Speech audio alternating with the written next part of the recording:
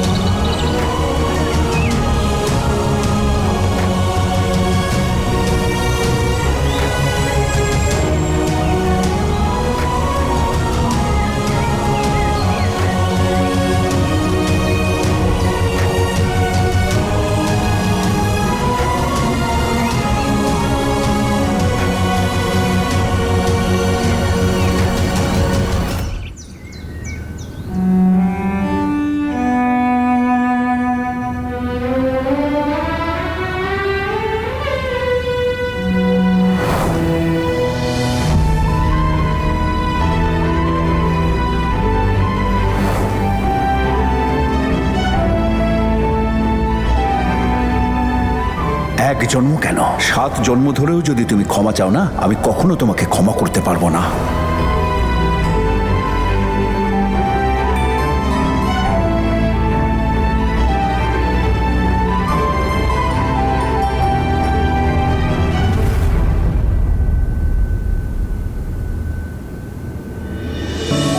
তনু, jasmine, তুই কখন এলি? এক্ষুনি। কি হয়েছে? খুব খুশি মনে হচ্ছে। কোনো লটারি পেলি নাকি আবার? একদম ঠিক, বিশ্বাসের লটারি। বিশ্বাসের লটারি মানে? হ্যাঁ তনু, তুই যেমনটা বলেছিলিস আমি করে দিয়েছি সেটা। সাবধানে জেসমিন, আয়, এদিকে আয়, বস। আর এবার আমাকে বল, হয়েছেটা কি? এত খুশি কেন? আমি অমৃতকে সবকিছু সত্যি সত্যি বলে দিয়েছি। সত্যি? তারপর? তারপর আবার কি? তুই কি আমার মুখ দেখে বুঝতে পারছিস না যে অমৃত আমাকে মন থেকে ক্ষমা করে দিয়েছে? কি?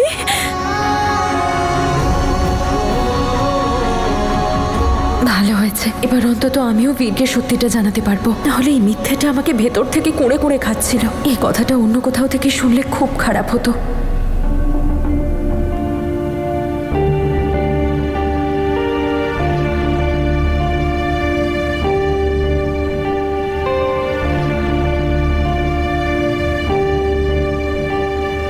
মাথা ব্যথার ওষুধটা কোথায় গেল?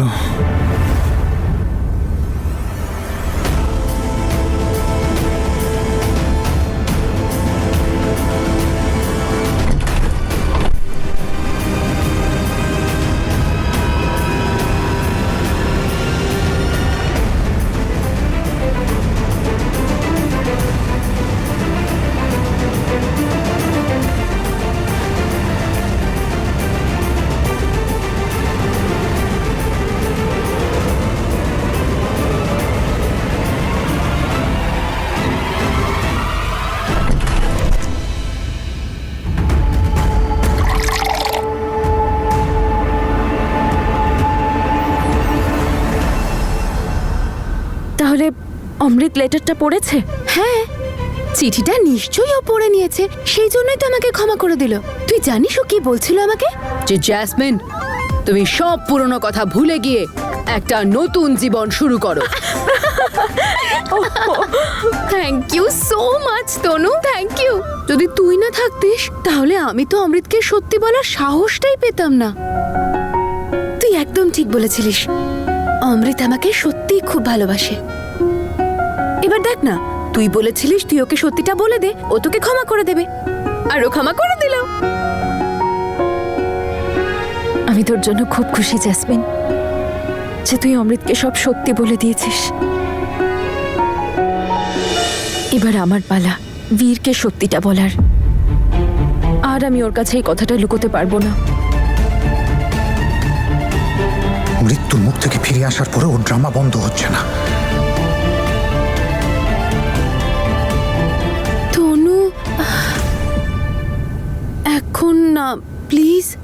মানে এখনো বাড়ির লোকেরা আমার কথায় আর আমাকে পুরোপুরি বিশ্বাস করে উঠতে পারেনি, তাই প্লিজ এখনই তুই কাউকে বলিস না।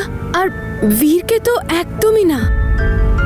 একবার আমি শুধু অমৃতের মনটা জয় করে নি, পরিবারের সবার বিশ্বাস অর্জন করে নি, তারপর তুই দেখিস আমি নিজে সবার সামনে গিয়ে সবাইকে বলবো। ব্যাস আর কয়েকটা দিন অপেক্ষা কর। আমি জানি যে তোর পক্ষে মিথ্যে বলাটা খুব কঠিন, আর সেটাও বীরকে, যাকে তুই সব থেকে বেশি ভালোবাসিস। ব্যাস আর কয়েকটা দিন সময় দে আমাকে, কয়েকটা দিন। ইটস ওকে জ্যাসমিন, আমি তোর কথাটা বুঝতে পারছি। তুই টেনশন নিস না, আমি ওকে কিচ্ছু বলবো না। থ্যাংক ইউ তনু।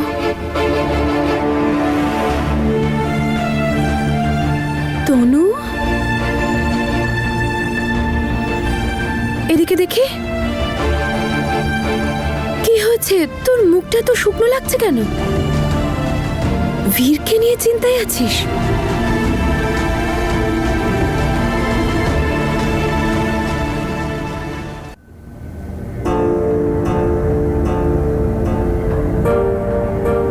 দাদা, কি হয়েছে দাদা? কিছু হয়েছে নাকি?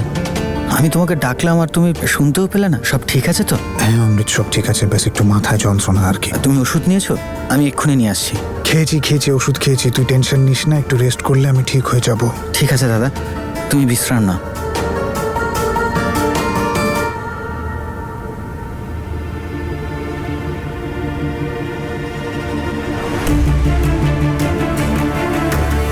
মনে হচ্ছে দাদা আমার কাছে কিছু লুকোচ্ছে। তনু বৌদিকে নিয়ে আবার কোনো টেনশনে নেই তো? বাবা পরিষ্কার বলে দিয়েছে যে বীরকে ক্ষমা করবে না। যতদিন না বাবা ওকে ক্ষমা করছে, আমাদের বিয়েটা হওয়া অসম্ভব। তনু বৌদি জানবে নিশ্চয়ই কি প্রবলেম হয়েছে। জ্যাসমিন তো ওখানে গেছে, ওকেই বলে দিই তনু বৌদিকে জিজ্ঞাসা করতে।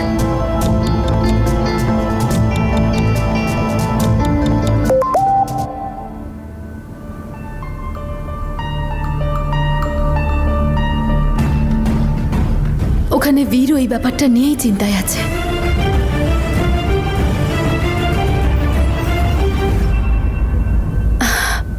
তনু,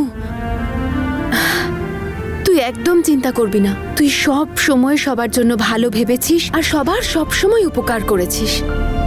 উপরওয়ালা তোর সাথে অন্যায় হতে দেবে না। তুই না শুধু বাবাকে কয়েকটা দিন সময় দে। তুই বাবাকে চিনিস বল, রাগ করে যা খুশি বলে দেয়। কিন্তু অনেক বড় মনের মানুষ আমাদের বাবা। এখন হয়তো বাবা রাগের মাথায় কিছু উল্টোপাল্টা বলে দিয়েছে, কিন্তু বেশি দিন বাবা তোকে এরকম করে দেখতে পারবে না। এক না একদিন বাবা ঠিক অনুভব করবে যে তুই আর বীর একে অপরকে কতটা ভালোবাসিস, আর তারপর বাবা বীরকে ক্ষমা করে দেবে। আর তুই দেখ না, আমার এত অন্যায় করার পরও বাবা তো আমাকে ক্ষমা করে দিল।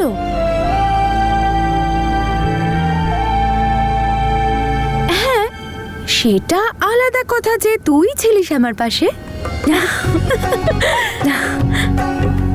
আমি হয়তো এভাবে তোর পাশে থাকতে পারবো না, কিন্তু তোর জন্য উপরওয়ালার কাছে প্রার্থনা নিশ্চয়ই করব। সব ঠিক হবে।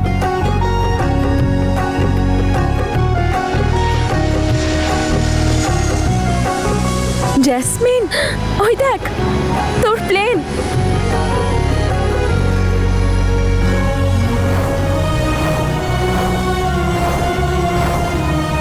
মনে করাস না তো সব কথা তনু। অনেক কষ্ট করে ভুলেছি আমি ওই স্বপ্নটাকে, যেটা আমার সবকিছু শেষ করে দিয়েছে, যার জন্য আমি তোকে আর বীরকে আলাদা করে দিয়েছিলাম। যা কিছু করেছিলাম সব স্বপ্নের জন্য করেছিলাম। রাগ হয় এখন আমার এটা ভেবেছে আমি এরকম স্বপ্ন কেন দেখেছিলাম, যেটা অন্যান্য মানুষকে কষ্ট ছাড়া আর কিচ্ছু দিতে পারে না। জ্যাসমিন শোন, তোর স্বপ্নটা ভুল ছিল না, কিন্তু স্বপ্ন পূরণের পদ্ধতিটা ভুল ছিল।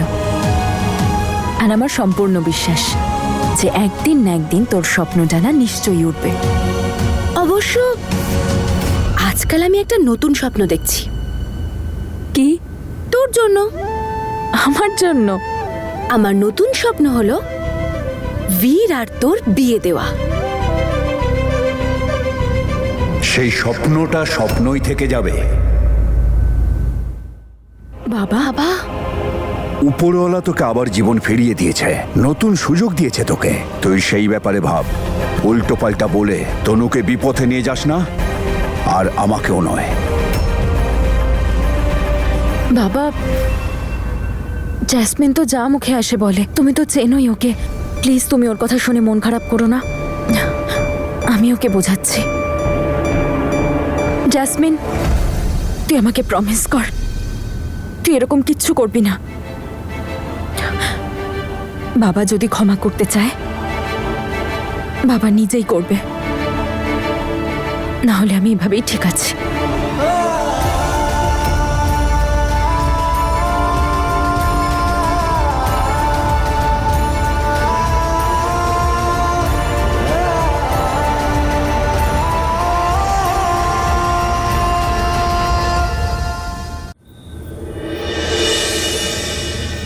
মা, এ নাও রুটি।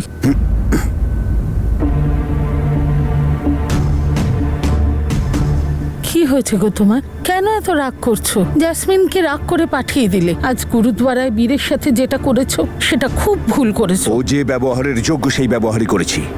ও কেন বারবার আমার সামনে এসে দাঁড়ায়? ওর ভাগ্য ভালো যে ওর গায়ে আমি হাত দেইনি। আরে ও এমন কি অপরাধ করেছে? ও তো তোর কাছে ক্ষমা চাইছে। অপরাধ তো আমিই করেছি, সবাই শুধু আমার ভুলটাই দেখতে পাচ্ছ।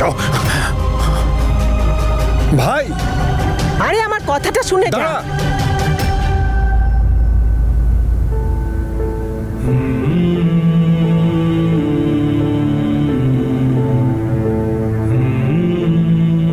জানি না তনু কি করছে।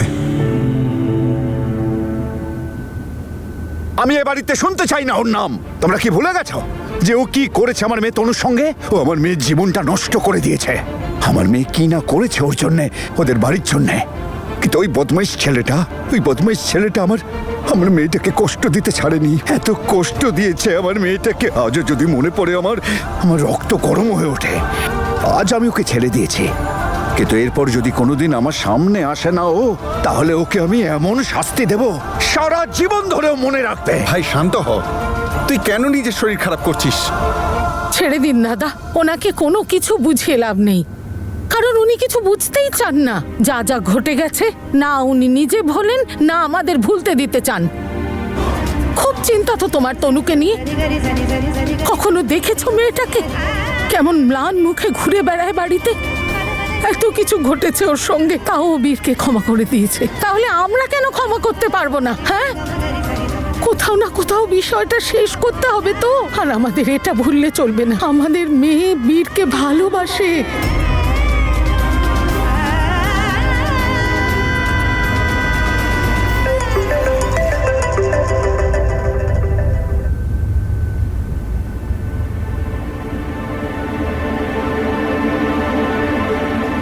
হ্যালো, তুমি ঠিক আছো তো?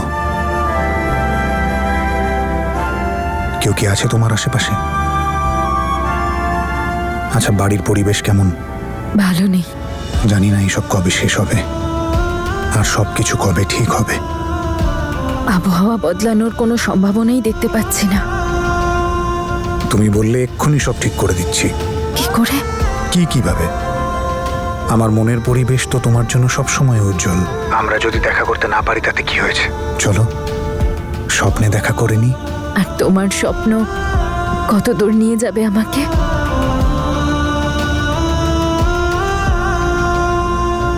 এক সেকেন্ড বীর, তনু কি হলো?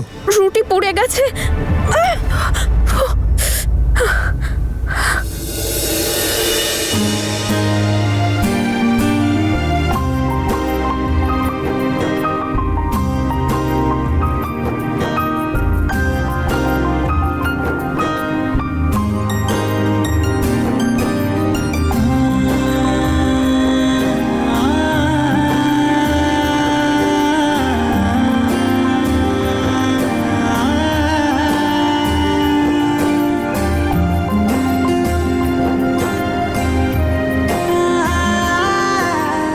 ব্যথা করছে বলো?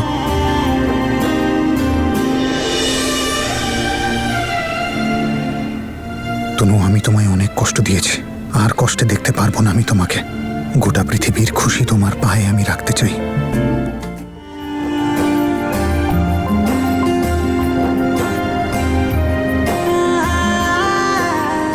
ব্যথা করছে বলো?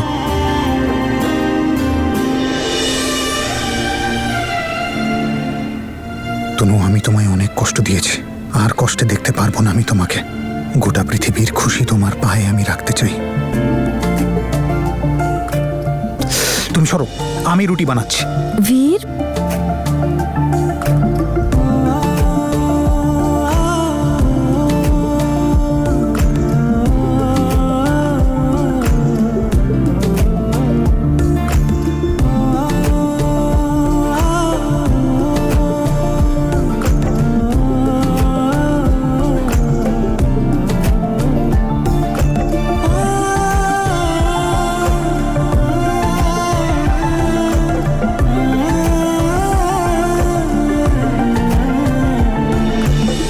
সোনু,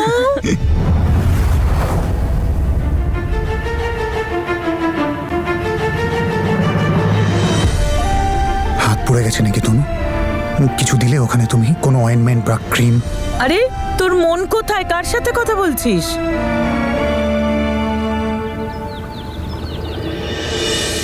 দুদিন মাত্র বাকি দোলের। রান্নার লোককে ফোন করা হলো না এখনো, কে জানে পাওয়া যাবে আরে কিনা। কোথায় পালিয়ে যাবে বলুন তো? দিন নাম্বারটা আমাকে দিন, আমি ফোন করছি। নিশ্চয়ই করো, আর ওকে নিজের পছন্দের মিষ্টির কথাও বলে দিও। হ্যাঁ অমৃত, শুনে যা, এখানে আয় বাবা। বাজারে যা আর তোদের দুজনের জন্য নতুন কাপড় নিয়ে আয়। তোমাদের তো প্রথম দোল, তাই না? কি ব্যাপার? কোন জামা কাপড়ের কথা হচ্ছে? আরে দারুণ তো, দোলের প্রস্তুতি শুরু হয়ে গেছে। ঠিক বলেছো তুমি, হোলির সব ব্যবস্থা হয়ে গেছে। তোমাদেরও তো এটা প্রথম দোল, খুব ধুমধাম করে পালন করব। আরে ক্যান্ডি কোথায় সিমরান দিদি? ক্যান্ডিও দাদুর সাথে বাজারে গেছে, দোল তো তাই রং কিনতে গেছে। ওহো, একবার ক্যান্ডি আসুক, এবার না আমরা পাকা রং দিয়ে খেলবো। বড় বড় সাবান শেষ হয়ে যাবে ঘষতে ঘষতে, কিন্তু কালার উঠবে না। উপরওয়ালার দয়াতে কতদিন পর বাড়িতে এত আনন্দ হচ্ছে। হ্যাঁ ঠাম্মা, তাই মা আমরা না খুব মজা করে দোল সেলিব্রেট করব। বৌদি আর বৌদির ফ্যামিলির সবাইকে বলবো, আর তনু বৌদিকে তো আসতেই হবে। হ্যাঁ, সেটাই তো আমিও চাই। জ্যাসমিন, কি হয়েছে? মন খারাপ করছো কেন? আসলে আমিও চাই যাতে বীর আর তনু একসাথে এই উৎসবটা পালন করে, কিন্তু আমার তো টেনশন হচ্ছে যদি বাবা এই উৎসবের আগে বীরকে ক্ষমা না করতে পারে তাহলে। বৌমা, হ্যাঁ, মা? বাজার থেকে কিশমিশ, বাদাম আর আখরোট নিয়ে আসবে। আর জেসমিনকেও ফোন করে দাও, অমৃতকে সাথে নিয়ে আসবে। এখানে হোলির উৎসব হবে। কি করে আসবে মা? ও প্রথমবার শ্বশুর বাড়িতে দোল। এটা তো ঠিক। আমরা একটা কাজ করি, হোলির রাত্রিরে না ওদের খাবার জন্য নিমন্ত্রণ করি। মা, তোমার ছেলেই রাজি হবে না। দেখলেন না কাল রাতে কত বড় কাণ্ড ঘটালেন। আর আমি চাই না উৎসবের দিন বাড়িতে কোনো ঝামেলা হোক। মা, গুরুদ্বারায় যা কিছু হলো তারপর আমিও চাই না যে বীর আরো অসম্মানিত হোক। জ্যাসমিনের প্রথম হোলি, তুমি ওদের ফোন করে ডেকে নাও। আমি বীরকে জানিয়ে দেব, ও কিছু একটা বলে বারণ করে দেবে এখানে আসতে। তোমাকেও রং দি? দিয়ে দে, কোন কালারটা? যে কোনো একটা দিলেই হলো। আমার জীবন বড় বেরঙিন।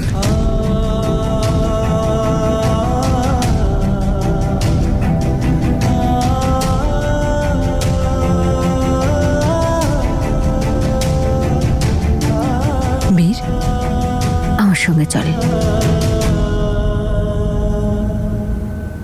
তনু,